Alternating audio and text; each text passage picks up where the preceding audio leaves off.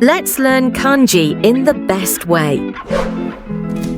1、1、2、2、3、3、4、4、5、5、6、6、7、7、8、8、9、9、10、10。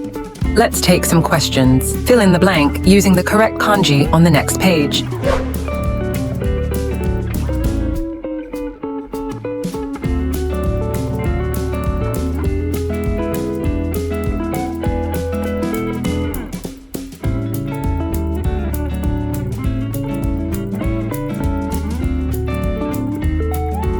Great job! Now let's go over the correct answers.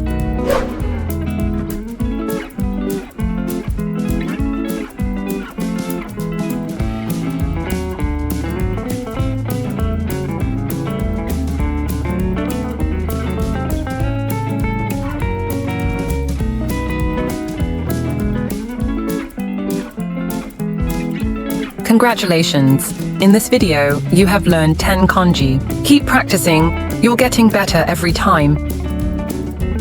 Don't forget to like, subscribe, and hit the bell for more educational videos.